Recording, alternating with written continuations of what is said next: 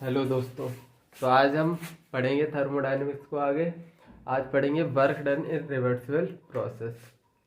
तो हेडिंग लगाते हैं work done in reversible process. Work done in reversible process. Work done in reversible process. Work done का formula क्या था? Work done का फॉर्मूला था minus integral of P D V limit V1 से V2। ये formula था। Pressure of gas dV ये formula था। और फाइनली इसको हम एरिया अंडर द कर्व भी बोल सकते हैं। अभी मैं समझा रहा हूँ। Area under the curve.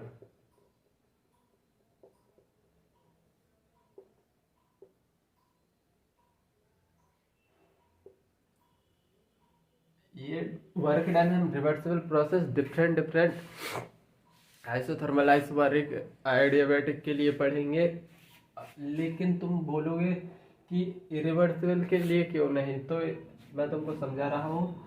W irreversible में अपन ने एक फॉर्मूला पढ़ा था, P एक्सटर्नल V2 माइनस मतलब P एक्सटर्नल डेल्टा V।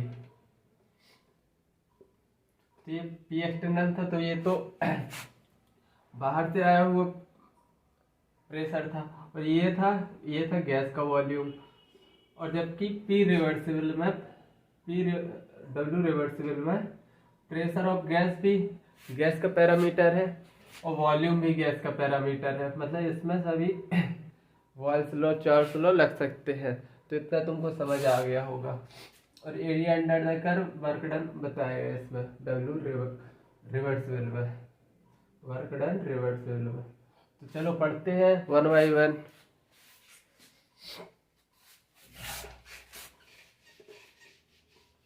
सबसे पहले हम पढ़ेंगे आइसोथर्मल के लिए। पहली हेडिंग लगाएंगे आइसोथर्मल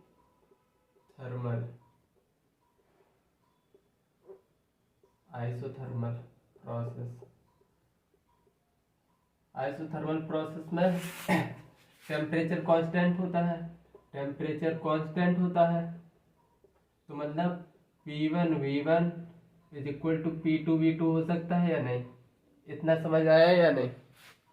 अरे भाई, टेम्परेचर कांस्टेंट है तो equation P1 V1 P2 V2 बनेगी या नहीं? इसको रीअरेंज कर लो। P1 V1 to P1 V2 P2 V1 rearrange भी करके लिख सकते हो। पहली फॉर्म ए है, दूसरी फॉर्म ए है। तो फाइनली हमको वर्क डन आइसोथर्मल प्रोसेस में निकालना है। तो वर्क डन का सबसे पहले work done in reversible process isothermal के लिए। तो सबसे पहले प्रेशर ऑफ गैस और डेल्टा V। आज कितना गलती होगा। डेल्टा V लिमिट V1 से V2। और फाइनली तुमने पढ़ा है PV is equal to nRT। Equation पढ़ी है। प्रेशर की जगह हम लिख सकते हैं nRT अपॉन VNI लिख सकते हैं फाइनली। तो प्रेशर की जगह हम लिखेंगे nRT upon V dV। nRT constant है, इसको बाहर निकालो। nRT लिमिट V1 से V2 dV upon V। dx upon x को हम क्या लिख सकते हैं? ln x लिख सकते हैं या नहीं? लिख सकते हैं। तो इसी तरह dV अपॉन V को हम लिखेंगे nRT ln x। और लिमिट कहाँ से कहाँ तक? V1 से ln V। लिमिट V1 से V2। फाइनली इसको आगे बढ़े लिखेंगे N R T L N V2 minus L N V1 limit को सॉल्व करने पर।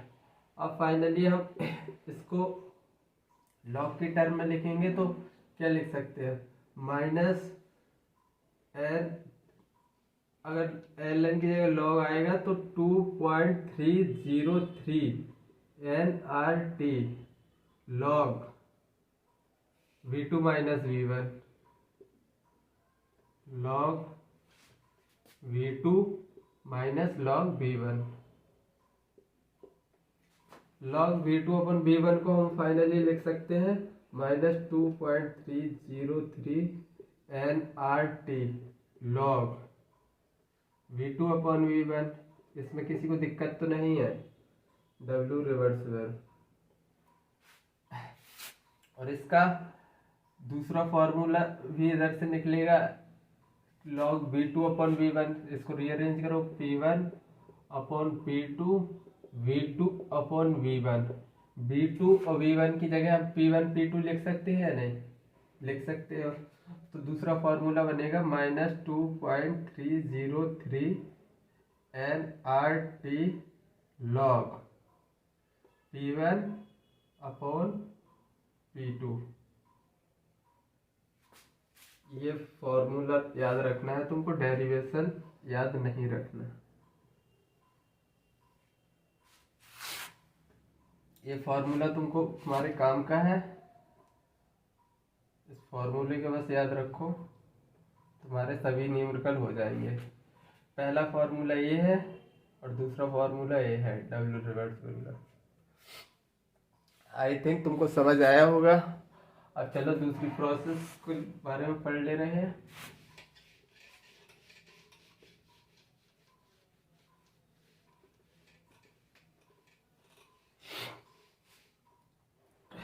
दूसरी isobaric process, isobaric process. Isobaric process में मतलब प्रेशर कांस्टेंट होता है, प्रेशर कांस्टेंट। तो फाइनली डब्ल्यू रिवर्सिबल का फॉर्मूला क्या था, P gas integral of P gas DV, limit V1 से V2। अब हम प्रेशर ऑफ गैस कांस्टेंट है, इसको बाहर निकालेंगे। प्रेशर ऑफ गैस V1 से V2 dV, W रिवर्सिबल। अब इसको सॉल्व करेंगे तो इंटीग्रल ऑफ dV कितना, pressure minus P gas V2 minus V1, ये निकल के आएगा फाइनली W रिवर्सिबल। यही तुम्हारा फॉर्मूला है। और इसमें एक पॉइंट और जो मतलब एग्जामिनर पूछ लेता है, प्रेशर कांस्टेंट है तो मतलब इसकी इक्वेशन क्या होती, प्रेशर कांस्टेंट तो V1 अपॉन प्रेशर कांस्टेंट तो V upon V1 T1 V2 T2।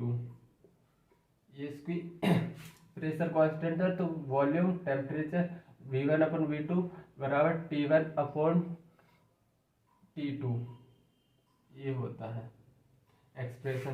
तो इस एक्सप्रेशन में देख के एक बात बताना, एग्जामिनर ऐसे पूछ सकता है फॉर एक्सपेंशन में मतलब आइसोबारिक प्रोसेस में, फॉर एक्सपेंशन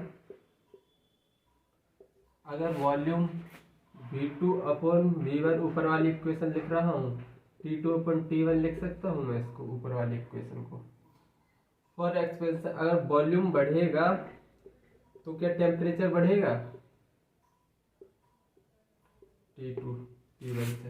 अगर वॉल्यूम बढ़ेगा V2 ज़्यादा रहेगा तो टेम्परेचर बढ़ेगा T2 या नहीं बढ़ेगा। तो मतलब एक स्टेटमेंट आता है in isobaric process, work done in isobaric process, चलो in isobaric process, in isobaric expansion, isobaric expansion in reversible process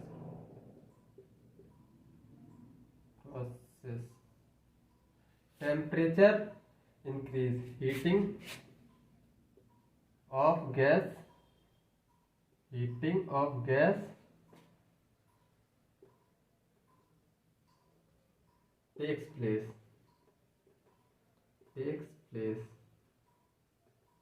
ये थोड़ी पूछ लिया जाता है एक्स्ट्रा, तो मैंने बता दिया, वरना फॉर्मूला यही है। चलो आइसो थर्मल हो गया है, आइसोबारिक हो गया है, अब चलो आइसोकोरिक के लिए पढ़ लेते हैं। थर्ड है isochoric, isochoric process. Isochoric process में मतलब वॉल्यूम कांस्टेंट होता है, वॉल्यूम कांस्टेंट, तो डेल्टा वी कितना होगा, डीवी 0। तो डब्ल्यू रिवर्सिबल का फॉर्मूला क्या होता है, integral of P gas DV, V1 से V2 लिमिट है। फाइनली डीवी 0 हो गया तो डब्ल्यू रिवर्सिबल कितना निकल के आएगा, 0। ये चाहे रिवर्सिबल में चाहे रिवर्सिबल में वर्क डन आइसोकोरिक प्रोसेस में 0 रहता है। फाइनली हम पढ़ेंगे एडियाबैटिक प्रोसेस के लिए, fourth adiabatic process. Adiabatic process में क्या होता है, हीट। एडियाबैटिक प्रोसेस किसको बोलते हैं, जिसमें हीट का लेन देन ना हो, मतलब कि Q 0 हो, Q 0 होना चाहिए। तो Q 0 है तो इसमें हम फ्लॉट लगाएंगे, बाई फ्लॉट। तो फ्लॉट का डेल्टा यू, डेल्टा एच बराबर डेल्टा यू प्लस, नहीं यार, फर्स्ट लॉ ऑफ थर्मोडायनेमिक्स की internal energy is equal to Q plus W होता है, फर्स्ट लॉ ऑफ थर्मोडायनेमिक्स। तो क्यू 0 दे दिया, मतलब वर्क डन जो रिवर्सिबल आएगा वो होगा डेल्टा यू के बराबर। और डेल्टा यू का फॉर्मूला क्या होता है, N C V delta T, N C V delta T. तो फाइनली हम लिखेंगे W reversible N C V delta T, बस यही रट लो एडियाबैटिक के लिए। इसके लिए डब्ल्यू रिवर्सिबल में 0, आइसोकोरिक में 0 वर्क रहेगा, और एडियाबैटिक प्रोसेस में डब्ल्यू रिवर्सिबल आएगा N C B delta T. चलो अब एक आध क्वेश्चन करवा दे रहा हूँ, तो तुम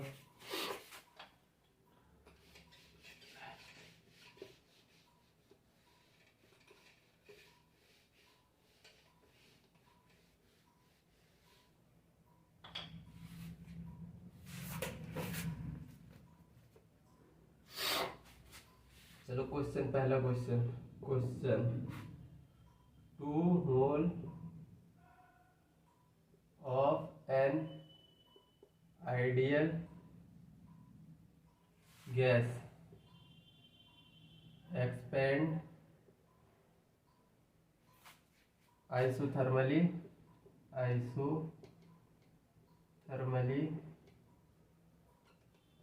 रिवर्सिबली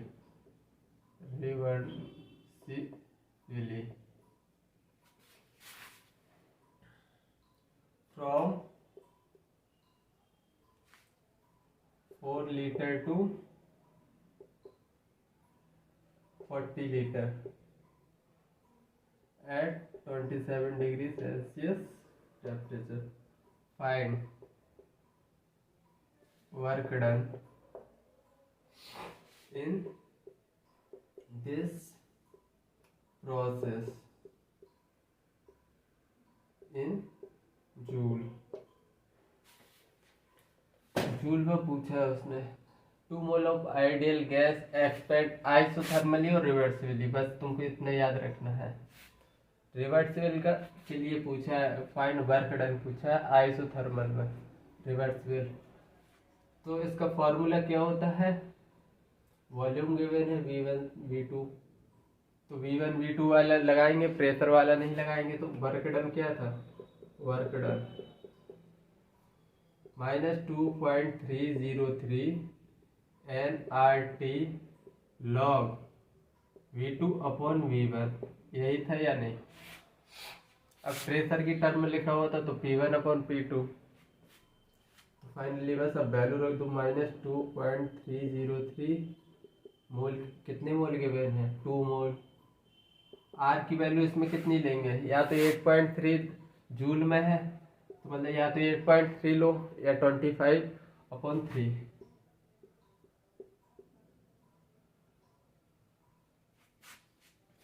और फिर लॉग V2 कितना गिवन है, 40/4। 10 बार जाएगा, log 10 की वैल्यू होती है 1, तो -2.303 टू 25/3, log 10 की वैल्यू हो जाती है 1। फाइनली इसको सॉल्व करेंगे तो कितना निकल के आएगा, nRT की वैल्यू नहीं रखी है इसमें, रुक जाओ थोड़ी सी मिस्टेक हुई है। nRT की वैल्यू कितनी गिवन है, 27 डिग्री सेल्सियस। 27 केल्विन में रख, वैल्यू केल्विन में रखते हैं, तो मतलब अब 300 रखेंगे इधर, यानी log 40/4, ये 10 बार जाएगा, ये 100 बार। log 10 की वैल्यू होती है 1, -2.303 2 × 25 × 100, 100 × 1, log 10 की वैल्यू 1 होती है। तो अब इसको सॉल्व करेंगे, -2.303, 25 2 जा 50 और 2 0 और आ जाएंगे। तो फाइनली सॉल्व करेंगे, 5 × 15, 5 × 15 और 2 10 11, 1 2 3 3 0 8 रखिए। तो अप्रोक्स कितना, इतना आंसर आ रहा है क्या,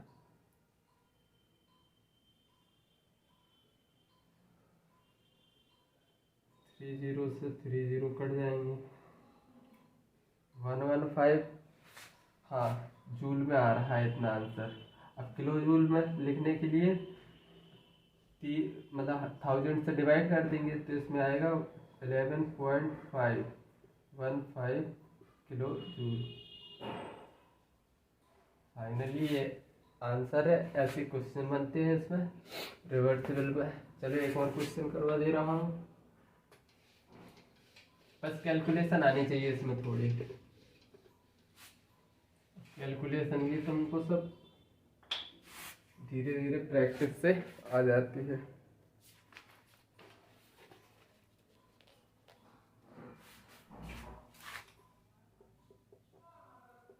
find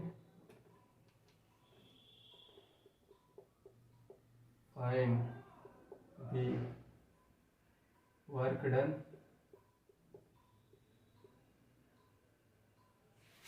on 16 gram O2 at 27 degree Celsius to compress it isothermally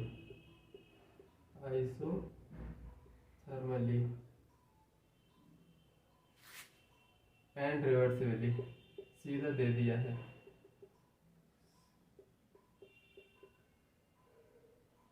from initial pressure of 1 atmosphere to 10 atmosphere in joule. Find the work done on 16 gram O2 at 27 degree Celsius to compress it isothermally and reversibly। मतलब कि work done वाला formula, और इस बार pressure given है तो pressure वाले की term में लिख देंगे। तो W reversible -2.303 nRT log P1/P2। इस बार प्रेशर की टर्म में सॉल्व करना है। -2.303 मोल कितने के बने हैं, इस बार डायरेक्टली मोल नहीं दिए हैं तो मोल ऑफ ऑक्सीजन निकालेंगे। Weight upon molecular weight, weight कितने के बने 16 32, मतलब 1 2 से 0.5 मोल निकल के आएंगे। तो मोल ऑफ ऑक्सीजन लिख दो 0.5। आर की वैल्यू आंसर जूल में मांगा है तो 25/3 लिख दो। टेम्परेचर इस बार कितना गिवन है 27 डिग्री सेल्सियस, मतलब कि 273 ऐड कर दो तो केल्विन में बन जाएगा 300 केल्विन। 300 लॉग P1 कितना है प्रेशर 1, P2 कितना है 10। तो फाइनली इसको -2.303 0.5 to 25 ये 300 100 तो 2500 हो जाएगा लॉग 10⁻⁻1। ऐसे लिख सकते हैं या नहीं, ये पावर आगे आएगी। लॉग 10 की वैल्यू 1 होती है तो ये माइनस टर्म आगे आएगी तो फाइनली पॉजिटिव हो जाएगा। 2.303 इंटू 0.5 इंटू 2500 लॉग 10 की वैल्यू 1 होती है तो 1 फाइनली इंटू 1। अब बस इसका मल्टीप्लाई कर लो, जो भी मल्टीप्लाई करने पर आंसर आएगा वही इसका आंसर होगा। बस मल्टीप्लाई कर लो कैलकुलेटर लेके kit kit kit kit, finally answer निकाल लेना, इतना तो कर ही लेना। चलो अब थोड़ी और आगे की तरफ कहानी बढ़ाते हैं।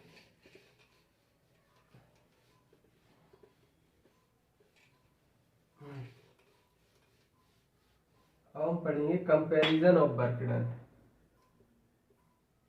Comparison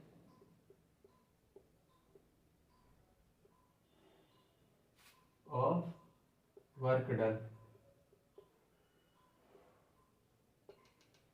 comparison of work done reversible और रिवर्सिबल में सबसे पहले देखेंगे रिवर्सिबल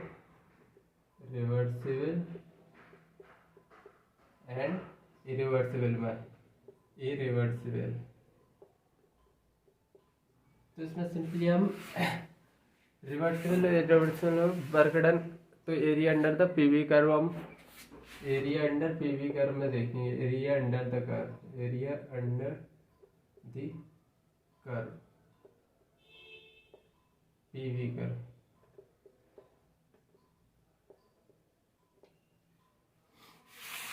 तो सबसे पहले चलो रिवर्सिबल का देखते हैं। फर्स्ट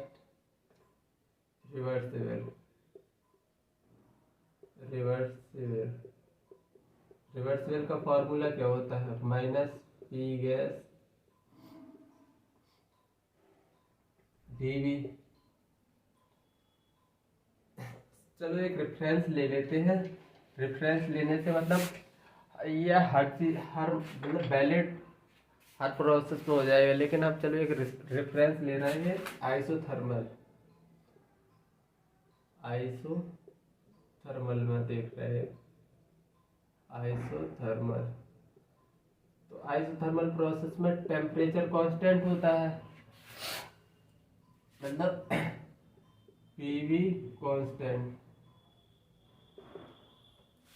ये लिख सकता हूं मैं या नहीं, टेम्परेचर कांस्टेंट। आइसोथर्मल प्रोसेस में टेम्परेचर कांस्टेंट होता है तो फाइनली W रिवर्सिबल V1 से V2 PV P gas dV।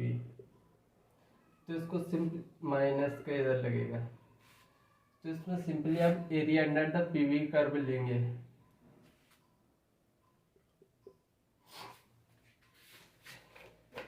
थोड़ा देख लो,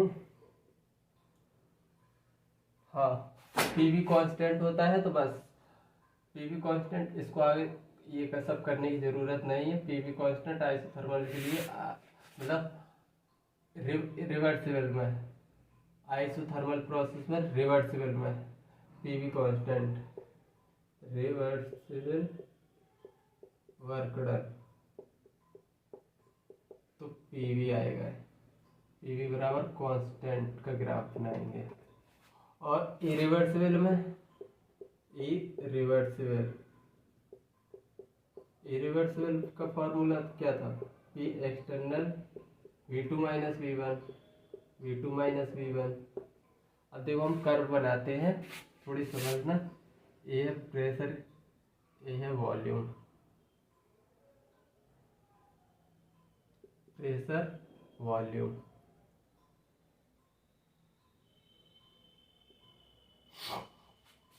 तो सबसे रिवर्सिबल वर्क डन और इरिवर्स वर्क डन इरिवर्सिबल।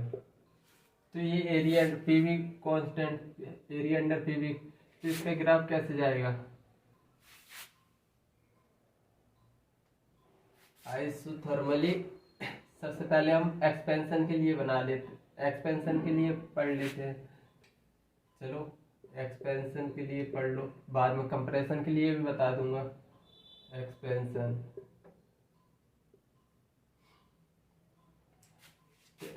में पीवी कैसा रहेगा? एक्सपेंशन में प्रेशर कम होगा, वॉल्यूम बढ़ेगा, मतलब कि कुछ ऐसे जाएगा ग्राफ इसका। मतलब प्रेशर इनिशियली कितना था? P1 घट के कितना हो गया?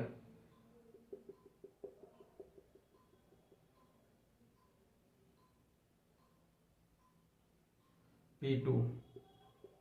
इनिशियली वॉल्यूम कितना था?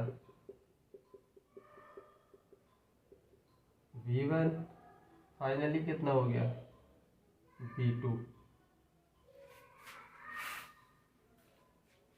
तो जितना ये एरिया है, इतना ही एरिया ये रिवर्सिबल का शो कर रहा है, एरिया अंडर पीवी का। ये रिवर्सिबल है, W रिवर्सिबल। अब वर्क डन इरिवर्सिबल का कैसे बनाएंगे? तो ये इसको ऐसे समझेंगे। सबसे पहले सपोज दैट एक वेसल है, एक्सपेंशन पढ़ रहे हैं, एक्सपेंशन कुछ प्रेशर ऑफ गैस होगा, प्रेशर एक्सपेंशन हो रहा है, तो मतलब इनिशियली P1 पे होगी, तो प्रेशर ऑफ गैस लगेगा जैसे ही, और ये पिस्टन जाएगी ऊपर। जब तक जाएगी तब तक P एक्सटर्नल P2 के बराबर न हो जाए, तभी रुकेगी पिस्टन, याद न, वरना तो भागती ही जाएगी ऊपर। मतलब जब तक ओवरकम न करे P2, तब तक प्रेशर मतलब P एक्सटर्नल P2 के बराबर ना हो जाए, तब तक ये गैस ऊपर की तरफ पिस्टन को ले जाती रहेगी।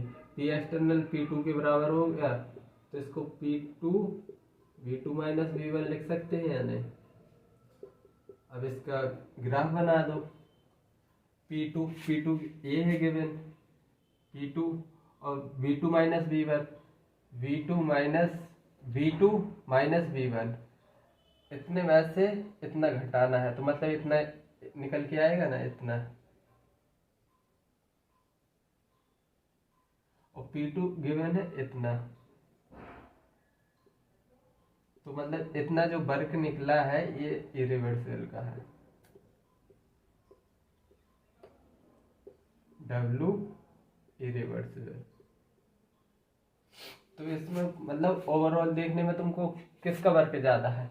आइसोथर्मल एक्सपेंशन में W रिवर्सिबल ज़्यादा होता है, W रिवर्सिबल ज़्यादा होता है W इरिवर्सिबल के।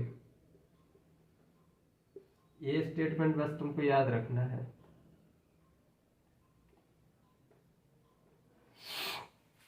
W रिवर्सिबल ज़्यादा होता है, W इरिवर्सिबल कम है आइसोथर्मल एक्सपेंशन में। चलो आइसोथर्मल कंप्रेशन पढ़ ले रहे हैं।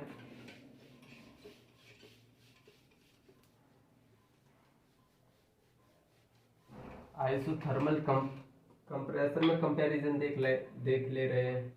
Second, isothermal compression.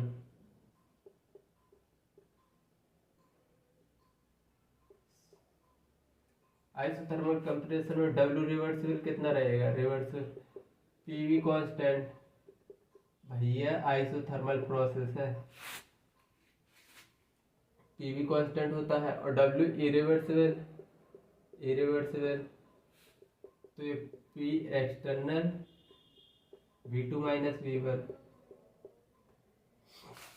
अब चलो इसका ग्राफ बना के डायरेक्ट देखते हैं।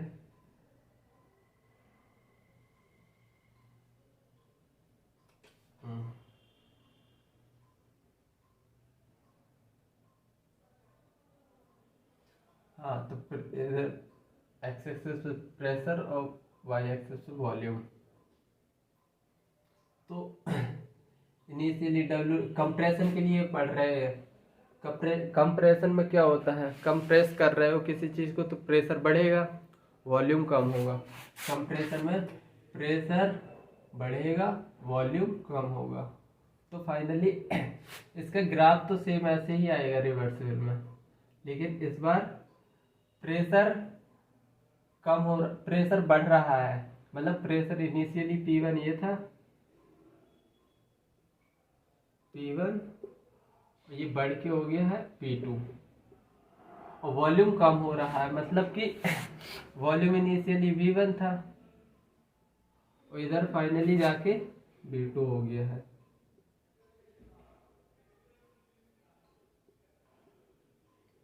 V2, और यही जो कर्व दिखाई दे रहा है एरिया अंडर द कर्व, यही W रिवर्सिबल को शो कर रहा है। साइन देख लेना उल्टा है, तो इसको W रिवर्सिबल बोलेंगे। ए रिवर्सिबल को समझने के लिए सबसे पहले एक पिस्टन ले, अब कंप्रेस कर रहे हो तो मतलब P एक्सटर्नल ज़्यादा है, इनिशियली P1 था। तो जैसे ही प्रेशर ऑफ गैस ये पिस्टन दब के नीचे आएगा P एक्सटर्नल, तब P2 के बराबर हो जाएगा प्रेशर ऑफ गैस के P2 के बराबर, तो ये पिस्टन रुक जाएगी। फाइनली इसको minus P2 V2 minus V1 ऐसे लिख सकते हैं। अब P2 गिवन है अपन को इधर, और V2 माइनस V1 ये है V2 माइनस V1,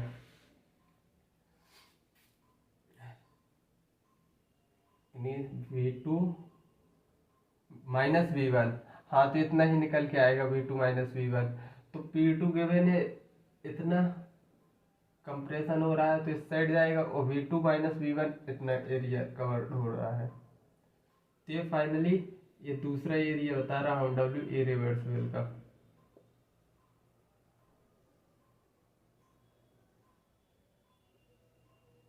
पहला एरिया ये था W रिवर्सिबल का, और ये एरिया है W इरिवर्सिबल का।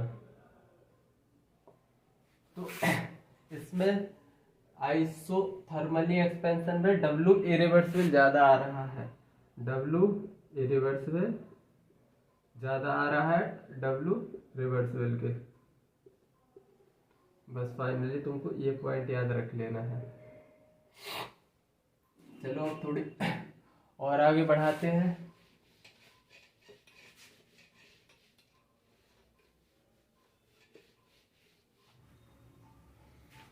तो अब हम पढ़ेंगे comparison of work done in different process में। कंपैरिजन पढ़ेंगे अब, तो हेडिंग लगाते हैं कंपैरिजन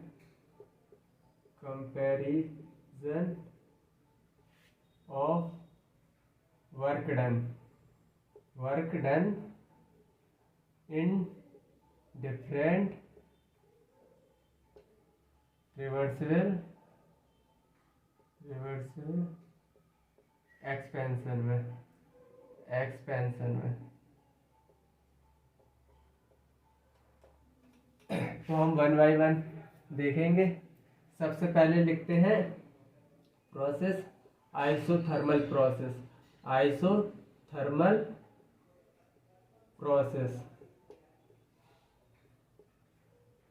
आइसोथर्मल प्रोसेस में पीवी कांस्टेंट होता है या नहीं? पीवी कांस्टेंट होता है आइसोथर्मल में? नहीं। ये तुमको दूसरी तीसरी चौथी बार बता चुका हूँ, इतना तो अब थोड़ी दिमाग में रखो ही। चलो अब ग्राफ बना देता हूँ।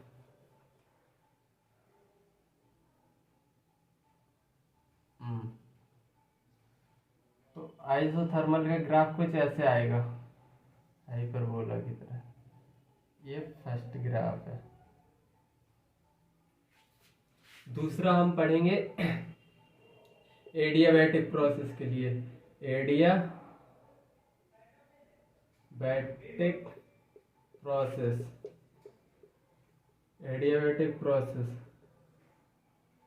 PV is equal to gamma constant होता है। तो इसका ग्राफ मैं तुमको सीधा बता दे रहा हूँ, क्योंकि तुमको मैथ आती ना मुझे मैथ आती। तो इसका ग्राफ सीधा बनता है कि जो आइसोथर्मल का ग्राफ होता है उससे जस्ट नीचे शिफ्ट कर दो इसको, तो एडियाबैटिक का वर्क ग्राफ निकल के आ जाएगा। इसको सेकंड बोल दो।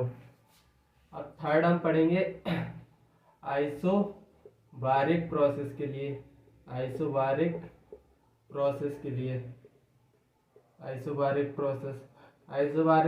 में प्रेशर कांस्टेंट होता है, प्रेशर ऑफ गैस कांस्टेंट होता है, कांस्टेंट।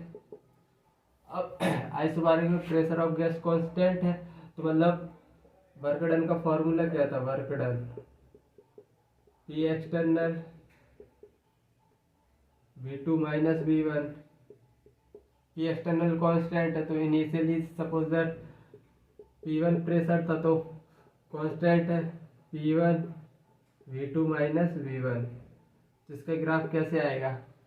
ये प्रेशर की एक्सेस, इधर y एक्सेस में वॉल्यूम लेंगे, तो P1 इधर मान लो सपोज दैट P1 है, P1। तो इसका फॉर्मूला कैसे बनेगा? PV2 minus V1। तो प्रेशर तो कांस्टेंट है, तो प्रेशर को कांस्टेंट दिखा दो, और V2 minus V1 suppose that ये है V1, और ये इधर से नीचे नीचे नीचे V2। तो ये V2 माइनस V1 इतना ही तो निकल के आएगा एरिया। V2 में से V1 निकाल दो, तो V2 माइनस V1 इतना ही तो निकल के आएगा। फाइनली ये थर्ड प्रोसेस के लिए है इसका। तो थर्ड प्रोसेस के लिए ये है आइसोकोरिक प्रोसेस का ग्राफ। कुछ एरो एक्सपेंशन के लिए बना रहे थे, तो ऐसे ही बनेंगे एरो। अब लास्ट पर चौथा आइसोकोरिक प्रोसेस के लिए। Isochoric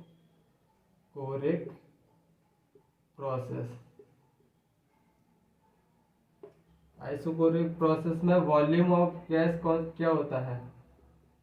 constant. अगर इनिशियली V1 था तो V1 ही रहेगा volume, V1 constant. Work done इसमें कितना निकलता है? 0। आइसोकोरिक प्रोसेस कोई भी रिवर्सिबल हो चाहे इरिवर्सिबल, इसमें वर्क डन 0 निकलता है। Isochoric process.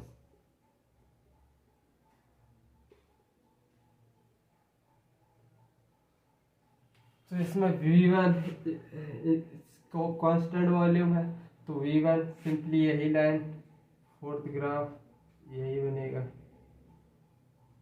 ये कौन सा ग्राफ है? फोर्थ। अब देख लो एरिया अंडर द कर्व, उसी हिसाब से कंपेयर कर दो ऊपर। तो तो सबसे ज़्यादा वर्क डन किस में हो रहा है, तो इसका एरिया सबसे ज़्यादा जा रहा है थर्ड वाले का। थर्ड वाले का ये पूरा एरिया होगा, थर्ड वाले का ये पूरा एरिया V1 से V2 इतना पूरा एरिया ये थर्ड ग्राफ का। थर्ड ग्राफ किसका है, आइसोबारिक प्रोसेस का। तो वर्क डन सबसे ज़्यादा किस में होगा, आइसोबारिक में। और फिर उसके बाद एरिया अंडर द कर्व देखना है तो फर्स्ट का होगा, फर्स्ट कौन सी है प्रोसेस, आइसोथर्मल। आइसोथर्मल आइसोथर्मल क्योंकि इसका इतना अंदर का पूरा वॉल्यूम सीधा बता दे रहा हूँ तुमको। सपोज दैट पहले का ये है वॉल्यूम,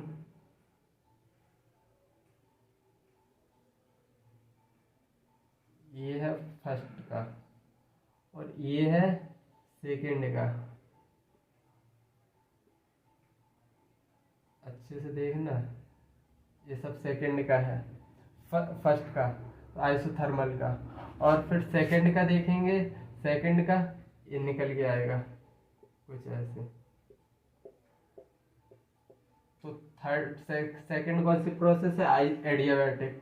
तो इसके बाद एडियाबैटिक का और सबसे कम आइसोकोरिक का, क्योंकि इसमें कोई एरिया ही कवर नहीं हो रहा है आइसोकोरिक में, वॉल्यूम कांस्टेंट है। तो फाइनली इस ग्राफ का पूरा समरी ये लिखा है कि कंपैरिजन ऑफ वर्क डन सबसे ज़्यादा होगा आइसोबारिक का, फिर होगा आइसोथर्मल का, फिर एडियाबैटिक का, फिर आइसोकोरिक का। ठीक है, अब मैं पढ़ा दे रहा हूँ फ्री एक्सपेंशन।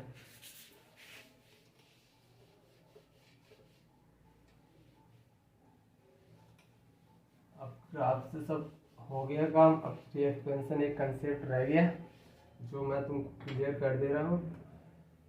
सबसे पहले हेडिंग लगाएंगे free expansion. Free expansion, expansion of gas, expansion of gas against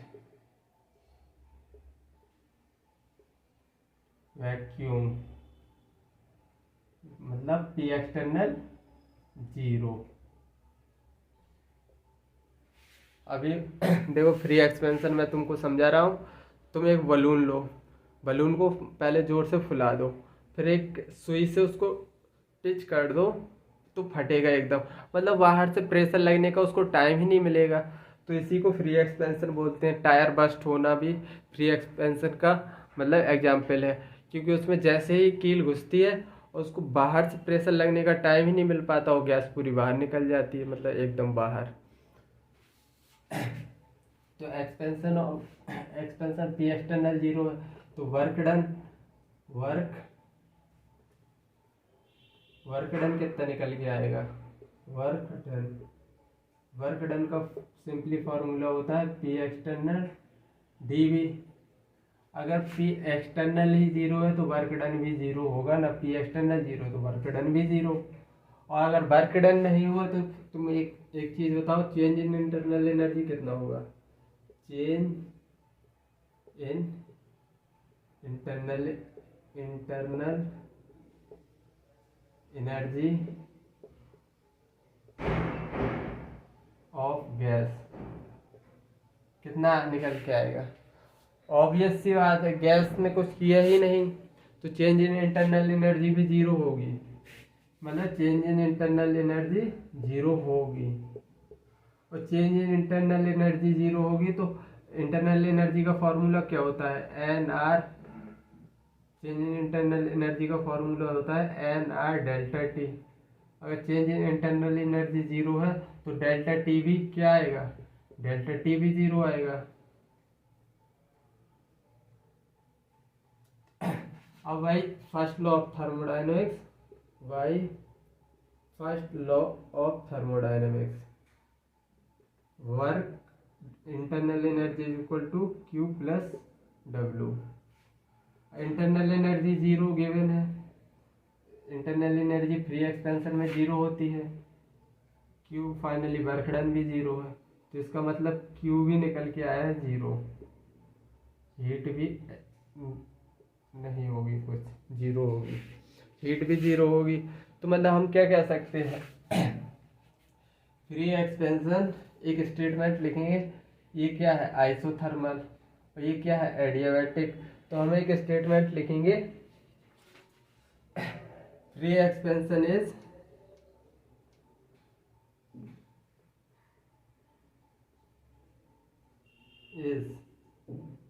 isothermal and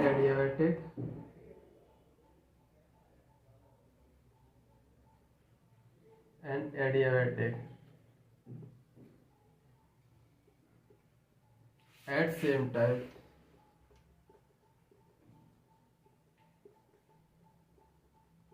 I think ये सब क्लियर हो गया होगा, क्योंकि डेल्टा टी जीरो है और क्यू जीरो है।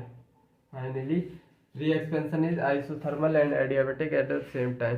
चलो अब एक न्यूमेरिकल करा दे रहा हूँ।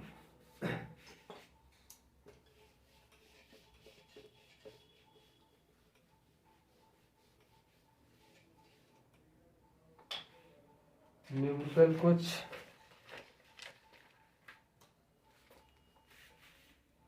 Numerical, which of the following is true for free expansion of gas, for free expansion of gas।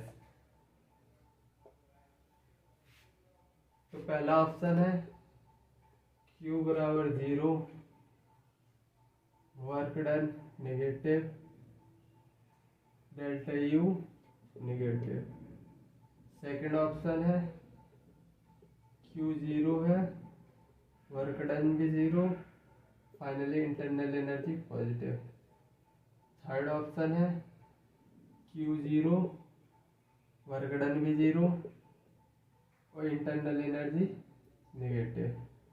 Fourth option Q is equal to 0, work done भी 0 और चेंज इन इंटरनल एनर्जी भी 0। अब बताओ इसका आंसर। अभी पिछले ही स्लाइड में सब बताया है कि फ्री एक्सपेंशन में चेंज इन इंटरनल एनर्जी भी 0 होता है, वर्क डन भी 0 और हीट भी 0 होती है। तो आज के लिए हम इधर ही समाप्त करते हैं, तब तक के लिए बाय।